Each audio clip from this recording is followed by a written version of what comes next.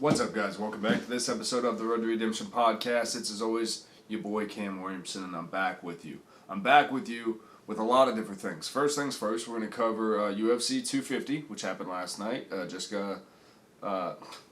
Amanda Nunes versus Felicia Spencer was the main on that one. We'll talk about that. Pretty uneventful fight. That'll probably be the least one that we talk about, being that Amanda Nunes just smashed Felicia Spencer the entire time. The first, anyway, we'll get into the card here in a minute.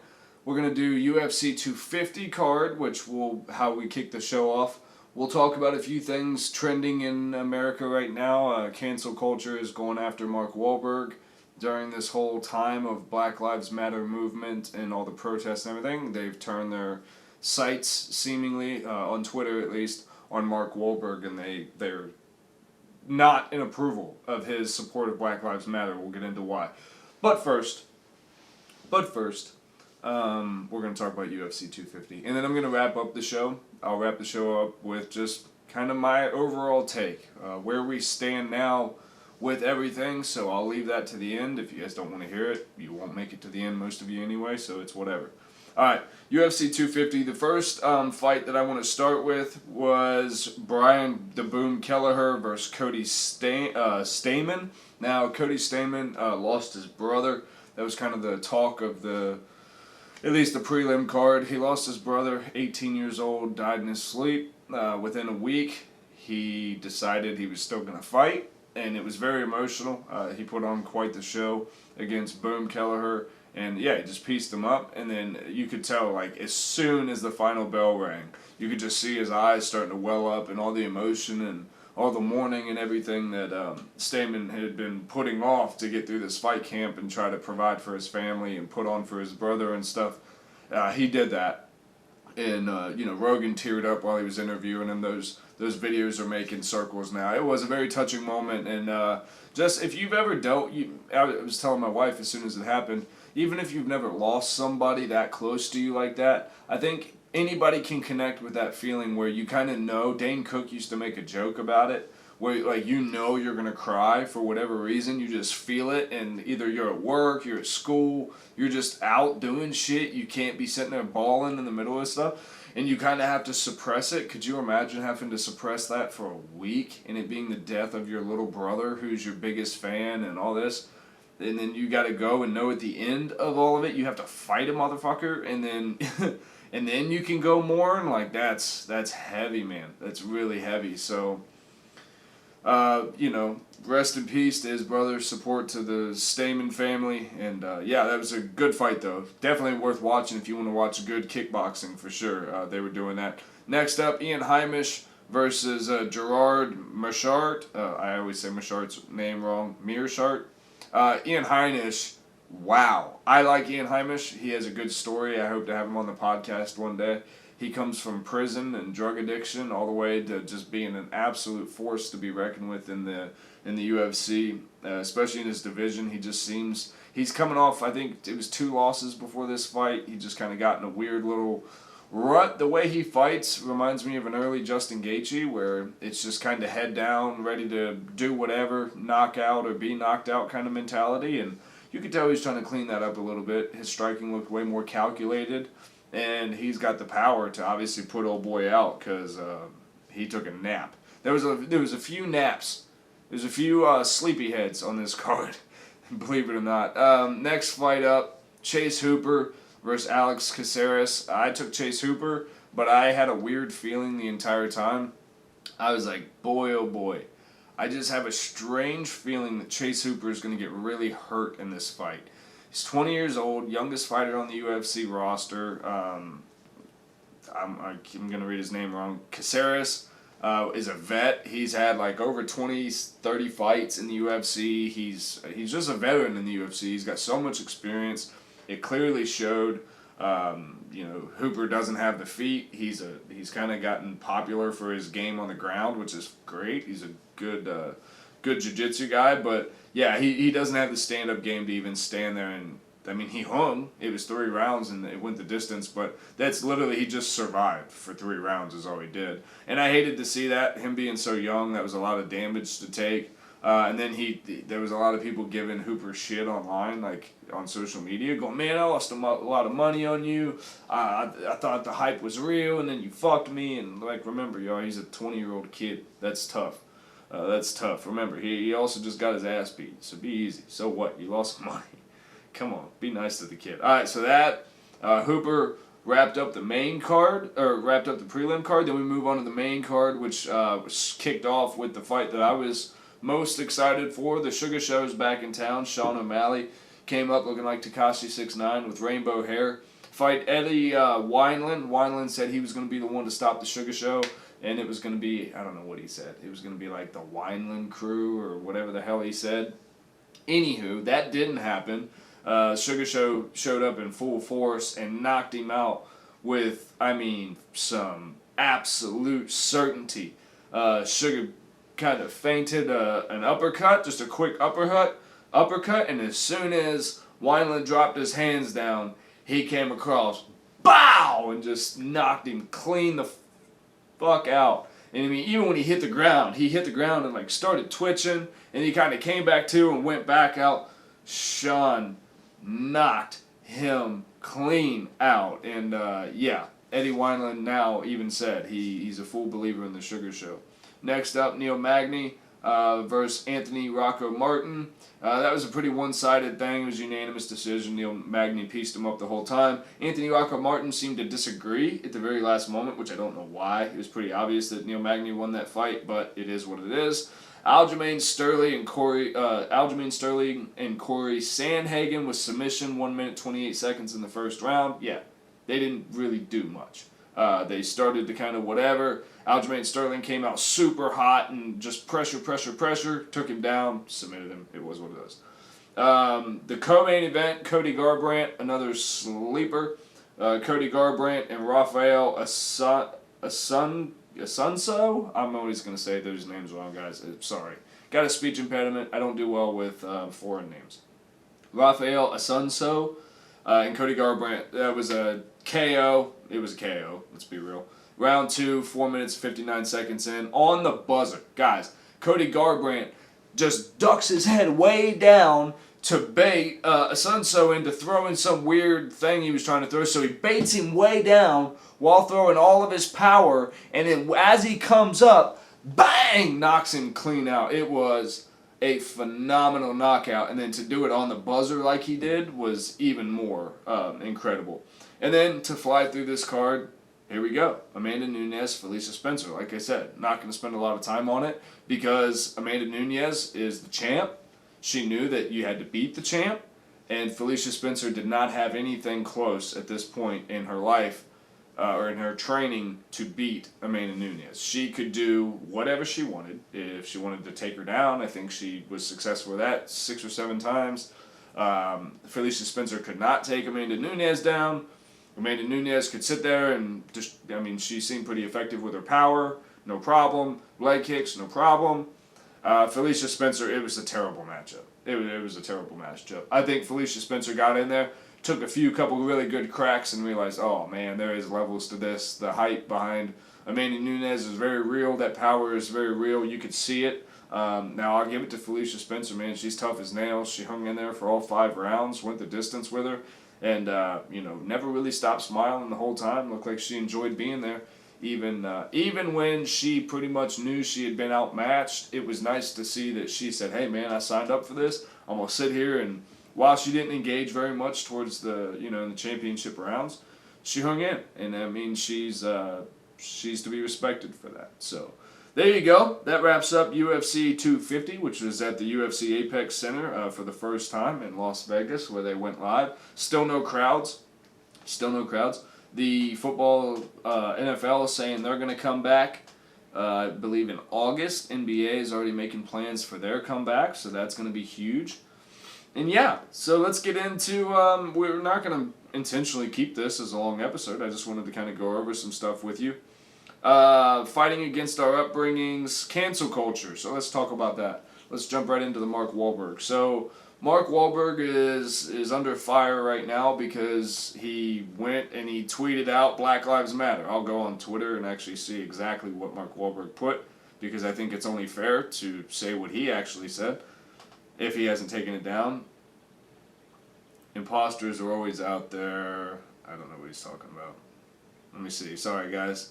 The murder of George Floyd is heartbreaking. We must all work together to fix this problem. I'm praying for all of us. God bless. Black Lives Matter.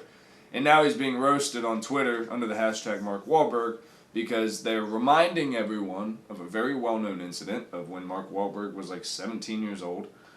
He said some racial slurs, and then they proceeded to beat the shit out of an Asian man, up to and including he lost vision in his eye. Wahlberg did like 45 days in jail, came out and became Marky Mark in the Funky Bunch and tried to start talking about positive things and being off drugs.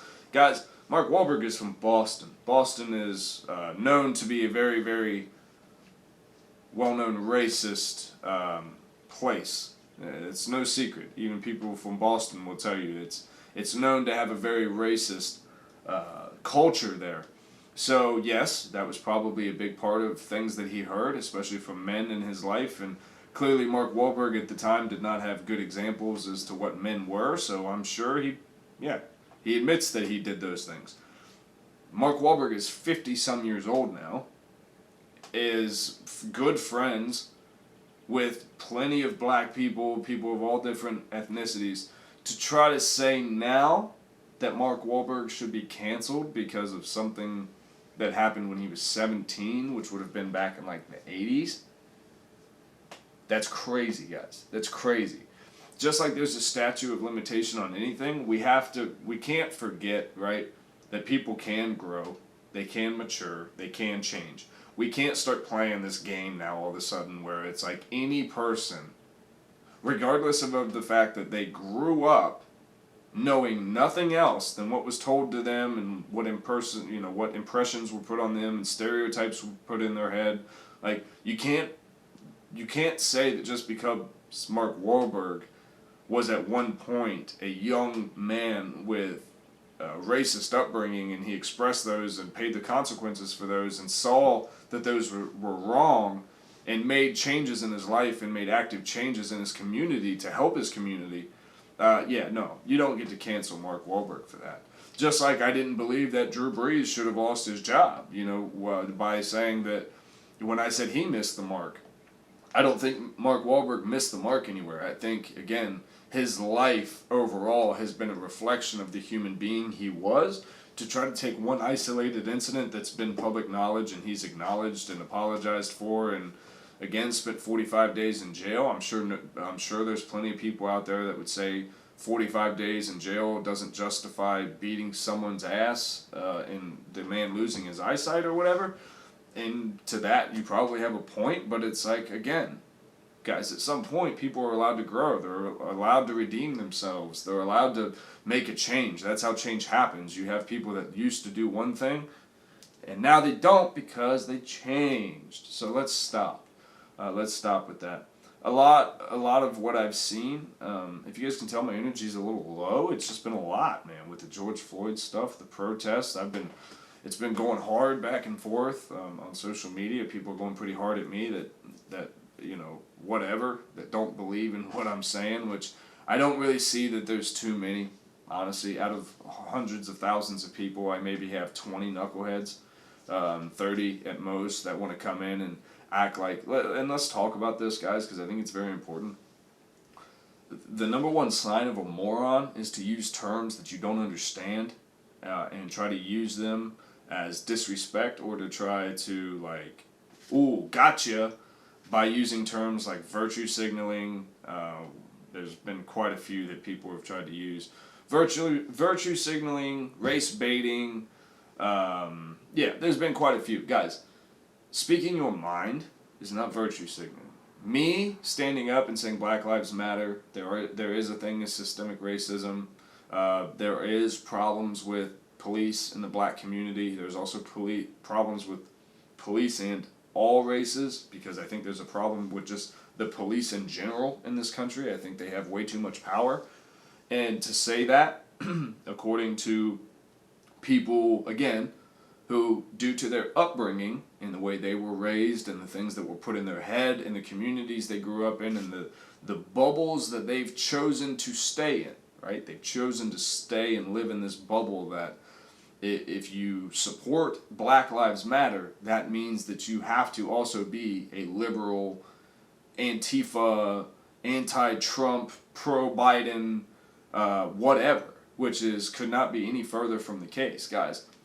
Black Lives Matter, the actual movement, is a community of people of all races standing up and saying, yes, we all acknowledge that all lives do matter. But we're asking right now, not just as a country, but as the world, stand up and acknowledge that Black Lives Matter, and we need to stop having Black lives being taken by the police. Black Lives Matter. We need to let them pursue and be successful in areas of business better than we currently are. Be successful in real estate, in all these areas where they've been oppressed for years. I have never been one to really understand reparations for the black community, where now I more understand it. Where if you look at it this way, right? If somebody gets disability or they receive Social Security, why do they receive that? They're no longer able to work, right? They're not able to maintain a quality of life that would be sustainable, that would be healthy, that would be good for that person. So the government comes in and they supplement the income they can no longer get. Well, to the point for reparations, a monthly check given to black people for their loss of wages. Can you guarantee that every black American has lost wages due to the color of their skin? No. And that's why it's going to be tough to sell, because again, we have had a black president, things like that. So it's going to be a tough sell to say that you deserve that now. But it's tough when you look at projects and you look at lower income areas and you do look at the systemic racism that has put them there and kept them there in certain situations. Now, of course, like everything else, there's people there by their own doings and their own inability to manage finances, and Kevin Hart talks a lot about how there's not a lot of financial education in the black community, and that's for them to police, whatever. Again, I can't claim to be a part of that community, so that's not my area to start telling them where they need to police, but I can tell you we, as the American people, should not continue to send police officers into areas and heavily patrol for drugs and things like that. Like, again, guys, this whole thing is causing all these arguments because there's so many conversations that need to be had. Like, yes, the police heavily patrol low-income areas because there's a lot of crime in those areas. There's drugs being sold in those areas and stuff like that. And, like, okay, that goes to the conversation of what should be a law. How many people are in jail right now for weed? And weed's an essential business in a lot of states here in the United States now. But they're in jail for it. And we've picked people up off the streets and they were pulled over for a turn signal and then jailed for a bag of pot. Like, it's the system that's a problem. Yes, there are often times that are documented where white cops specifically overuse their power and kill a black man, i.e. George Floyd. So we're also raising awareness to that. You're seeing almost like a revolt of New Age America that goes, man, the way we've been doing shit just don't work anymore, you know? Like, having this two-party systems of red and blue, Biden or Trump, Black Lives Matter or MAGA, like, that's what it is. You can't be a person anymore that goes, no. And I see a lot of this stuff, too, where it's like, you can be here, and it's a picture like a circle graph, and in the middle it says you, and it says supports good cops, doesn't support the killing of George Floyd, doesn't have an opinion on this, and it like says that you're completely mutual right there in the middle. Well, okay, that's fine. Yes, I'm acknowledging you can be a critical thinker, and you can acknowledge that there's many sides to this, and you can't be all in on, I hate all police, all white people are racist, all black people are thugs. Yeah, that's the problem we're trying to kill, so you can't do that. But in my opinion, choosing to say nothing, choosing to have no voice, is betrayal to the black community. So they, as the black community, are asking for help from everyone.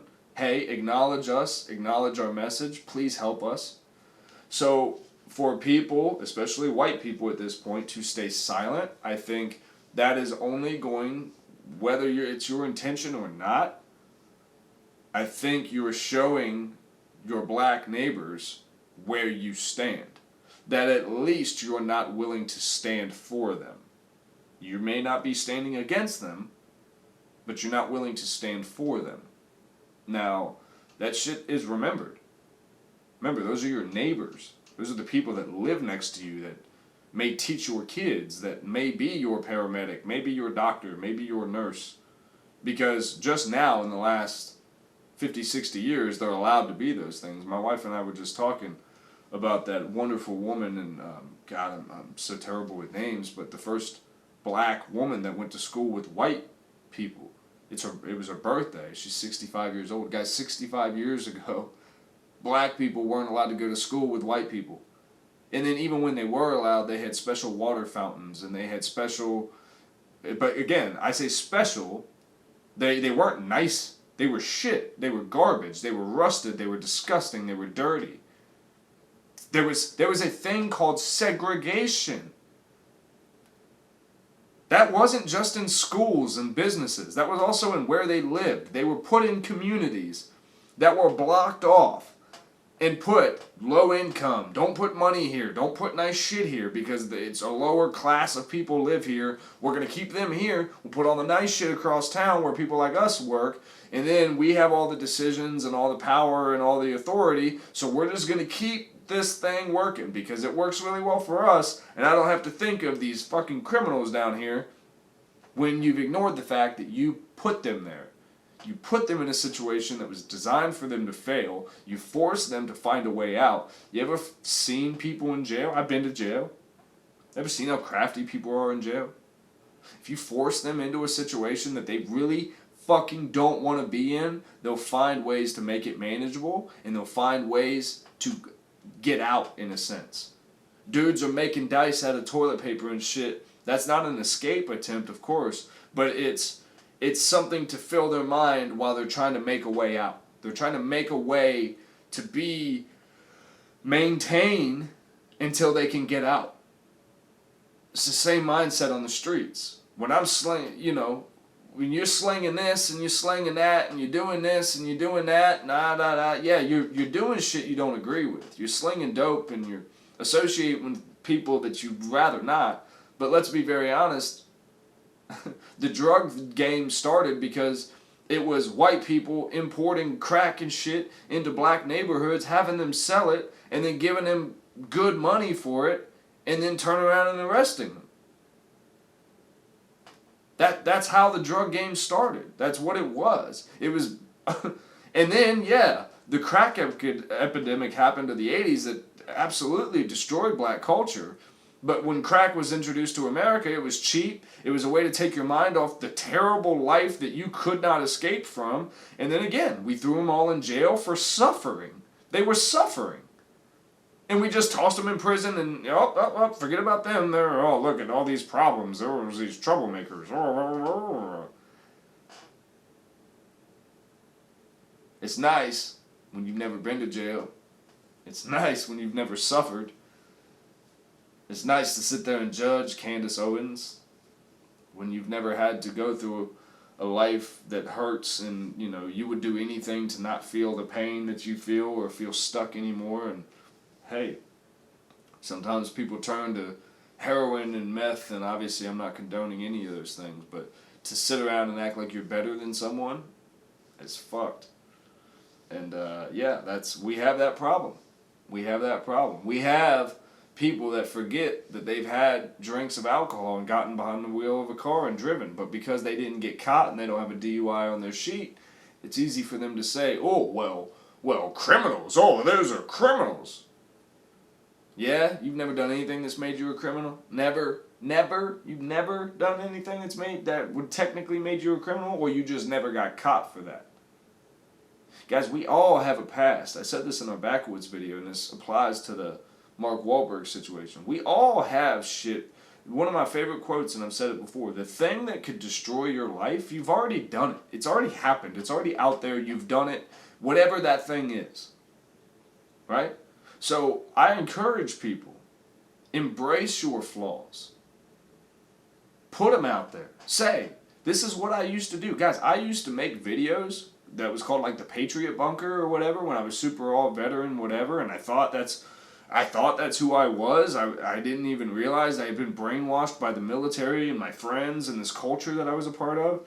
I was wearing all these like fuck Hillary shirts, and I made a video where I can't remember who it was now, and God, I wish I could, because then I would go back.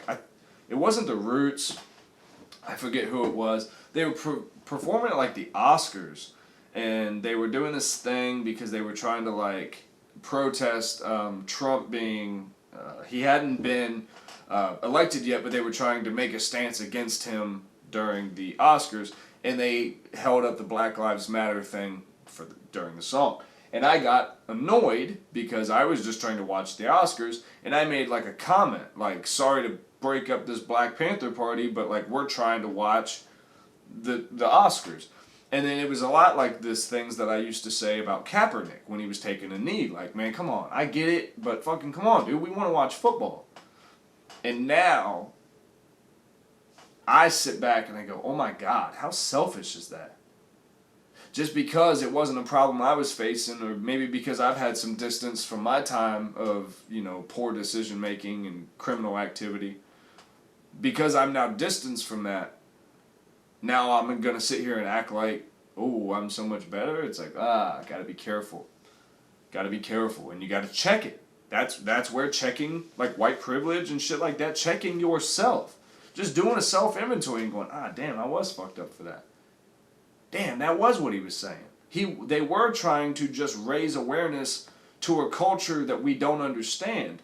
And we as Americans failed to continue the conversation. While Kaepernick may not have done the best job of expressing his whole point, and a lot of it got misconstrued by the media, and just like this situation, you see a lot of people that if you support George Floyd and you want to see those officers brought to justice for what they did to him, and you are willing to stand up with the community that's asking for help and say Black Lives Matter, if you're willing to do that, well, right now you're considered a liberal leftist fuckhead who just wants to push agendas for Joe Biden. Well, no. Just like every Trump supporter is not a racist. They're not. You can't lump everybody into one category because of a belief that they have or a stance that they're taking on a situation. Guys, we're called America, the land of the free. Right? Now think about it this way. When America started, the land of the free was free because we took it from Native Americans. We overran it with our power, took it. Then we brought black people over here and enslaved them to do our work for us and do all the shit that we don't want to do while we created this amazing society for ourselves and oppress them. And then when people begin to evolve and grow and go, hey, that's kind of fucked up. Chris is a nice guy. I'd like him to be able to come and chill at the diner with me. Can we kill this whole segregation shit? He works hard. He's actually a very nice guy if you guys would just talk to him. And enough people were like, yeah, man, I've met a couple of them too. They're actually pretty cool. If you just quit treating them like fucking animals, that would be good, I think. We are supposed to all be free. I don't think it was just a couple of us. So Abraham Lincoln goes, all right, man, 7 years ago, fucking bang, slavery, done. But does that end all the problems? Absolutely not. Now they become the help. They're not slaves anymore, but now they're the help. And if you watch on like Princess and the Frog and shit like that, the one black Disney character that they have, for princesses anyway, the show starts by the lady being a seamstress for the rich white dude, and then they go home back to the projects of Louisiana. Y'all want to still sit here and act like systemic racism isn't a thing? Alright, let's continue. I already used the crack problem. crack is literally put into the streets in the projects by successful people who can afford it, and then sell it because it's cheap and makes people. To me, it's just really sad.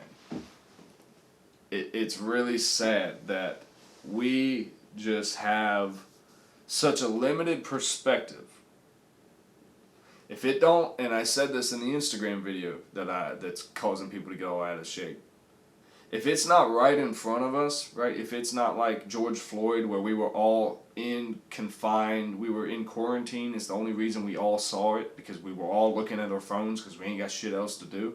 It was right in front of us. We were made, and then once you turned it on, it was so horrific. It was like a train wreck. You couldn't stop watching it for 10 minutes. This man kneeled on George Floyd's neck and murdered him in cold blood, and it outraged the fucking country. It outraged the world. And then you still had people that watched that and had anything to say about why our system should continue the way it was. If you didn't have your humanitarian third eye opened to all the ways of the world and how it really is, not the way that you might think it is when you're laying safe in your house at night, not the way that you think it is when you wrap your arm around a black person at work and, hey, Terry's a part of the crew too. I'm not talking about that. I'm talking about the time when you're in your house and something comes up and, oh, this motherfucker this and this motherfucker that, and you start talking about, this fucking black guy or this fucking Asian dude, and we all do it. We all do it. White, black, brown, Asian, don't matter. We all do it. It's known that Asian people are the most racist against other Asian people. They fucking can't stand each other. We've got all these dividing lines that, because of false imaginary geographical locations that don't even really exist, they're fake lines, guys. I'm just here to tell you, they don't exist. Unless someone's out there physically drawing these shits, which I don't think they are, geographical location doesn't mean anything. All it means is you and the crew that you grew up around, you do shit a certain way. If you walk 15 miles that way, they're going to do shit a little different. It's going to look a good amount like what you all do, but it's probably got some tweaks. The reason they're 15 miles away is because they don't agree with the shit you're doing over there, so they move their candy asses over here to do their shit, right? And then what happens? They grow and they change. And, well, I don't really like the taste of curry. I think I'm going to take it across the pond, and I'm more of a garlic butter kind of guy, and yeah, Italy seems to be my bag. Yeah, let's go over here now. That's how it works. That's what it is, man. And then we just act like that, again, we call America the melting pot because we're open to everyone, so we claim. But if you don't look like a white person and you try to say anything about the system or the way that the country runs, or if you happen to, your parents weren't from here and you're a first generation, then apparently they're not allowed to say anything about America, even though now they're Americans. And see what I'm saying? Well, if you don't, and again, I used to have a real problem with people that would constantly want other people to like learn Spanish and stuff. I was ignorant because of the way I grew up. I thought, well, if you're an American, you should speak English. And what? Eat fucking potato salad and macaroni and cheese and salami sandwiches like white people do when we grow up? It's not for everybody. It's not the way it fucking works. You just have to be willing to check yourself. Look at the world as it actually is. Look at it as a whole. Not just from the scope of your own two eyes. Don't just look at it from my perspective. Guys, that's what I've been preaching this whole time. It's why I'm here on YouTube. It's why I'm here on your airwaves. Because I want to give y'all a different perspective on life. Don't just take my perspective. I always tell people all the time, don't watch Fox News. Don't watch CNN. But watch them both. Look at what they both say. Don't invest time in either of them. But look at what they're both saying. Because then, if you see what they're both saying, and then you think for yourself on the situation, and then you speak your mind about it, and then people come at you crazy in the comment section, you go, oh, well, I see where they're coming from here.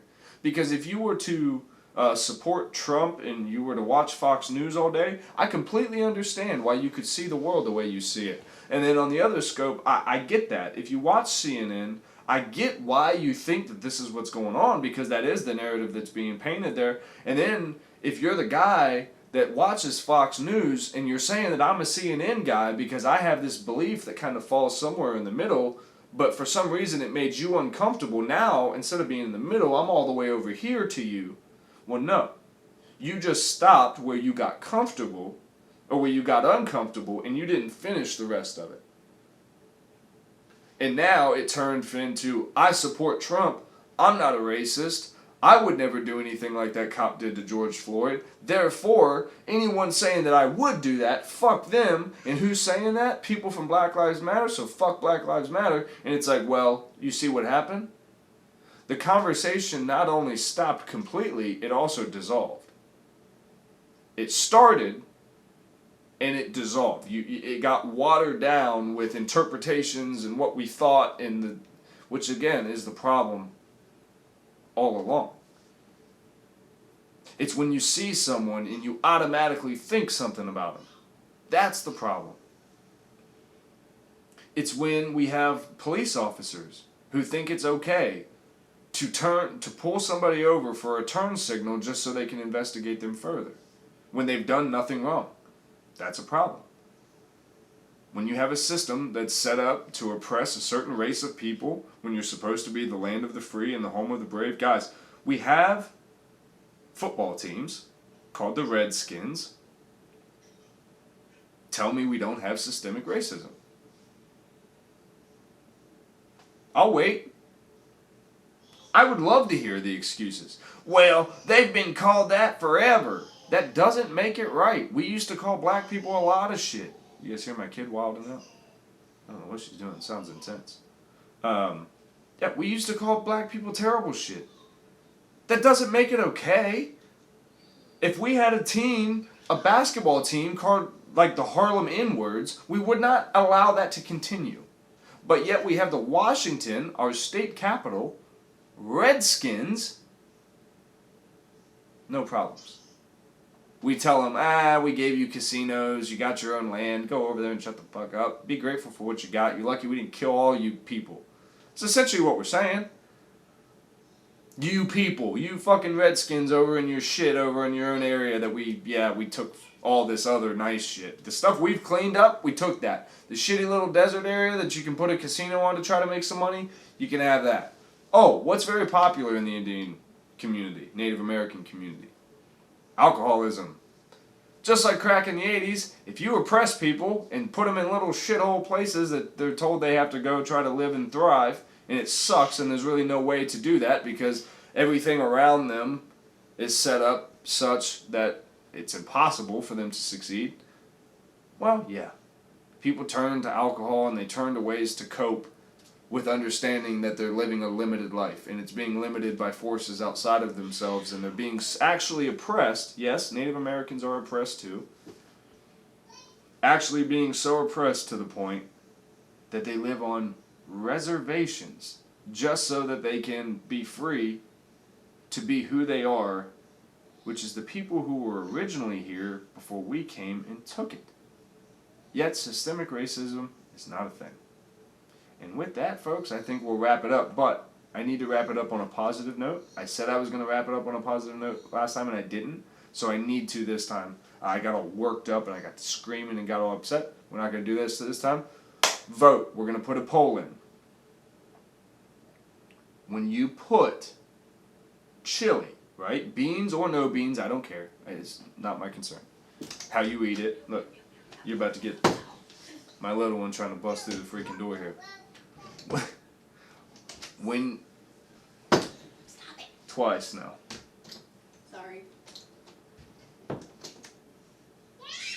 As I was saying, when you put beans in your chili, I don't care. My wife is from South Texas. She does that. It is what it is. They have beans in their chili that you eat. Anywho, let me get to it. Now I've been all distracted because the door fucking flew open and threw me off my rhythm. Sorry. Chili on a hot dog. Do you call that chili, whether it has beans or not? I think that is important because if it has beans, then it would be more of a chili. Where if there's no beans on it, which I enjoy, if you put chili on a hot dog, I think it should have no beans. Is that a valid reason to call that a hot dog sauce? Or is it still a chili? It's a valid question. What do you guys think? Leave it in the comments below. Let us know. Guys, thumbs up, subscribe, but more importantly, share it with your friends. Send this episode to somebody and then message me on Instagram at @CamWilliamsonOfficial. Let me know who you sent it to so that way I can say hi to them. I'll say hey by name. If you send me, say hey, I sent my buddy Jonathan your podcast. Say hi to Jonathan. I'll say hi. I'll do all that. I want to make this a community where you guys can come and speak freely. You guys always know the rules remain the same. You come on, start talking about a bunch of crazy bullshit, or you try to, be crazy with people, telling them what they're saying, and you want to be real combative. I'm cool with conversation in my comment section. I love it. Go watch my Instagram. There's tons of it. I'm cool with conversation. I will not allow racist shit, obviously. If you're a racist, you're blocked. You're gone forever. I don't give a fuck. Right? I'm not going to deal with, well, you all are. No, you ain't going to lump people together. Have a conversation or you're going to be gone. Right? Other than that, enjoy it, like it, share it with your friends. I love y'all so very much. We will see you on the next episode, cooking video, whatever we got. Subscribe, hit the bell so you get notified of everything. I love you. We'll see you. On the road to redemption, many people fall, giving it my all to get over the wall. Walk with me on the road less traveled. Listen closely as my thoughts unravel. My heart keeps telling me, change your life late. Too many nights you've walked the devil's plane. but that changes now. I've turned over a new leaf. Breaking my addiction was the greatest relief. Dear God, please help me resist these temptations. Late at night, the devil wants to have a conversation. I tell him, fuck that, I'm never going back. I won't last. I hurt too many people looking back at my past. Flashback to the nights, getting high to make the pain numb. Looking in the mirror saying, what the fuck have you become? My sister tried to help me, but I didn't care to listen. Finding my next fix was my primary mission. Throughout this whole time, both my parents had no clue. Even my best friends didn't know what I was going through. You can't tell me nothing. That was my mentality, an arrogant, stupid motherfucking personality. But that was the old me, my previous days. And now I'm proud to say that I've changed my ways. But no matter what I do, no matter what I say, there's no denying the fact it made me who I am today. I found God now and he's changing my life. He's the best friend ever cause he's with you day and night. No matter what you did, the Lord is forgiving. Give your life up to God and find the purpose while you're living. On the road to redemption, many people fall, giving it my all to get over the wall. Walk with me on the road less traveled. Listen closely as my thoughts unravel.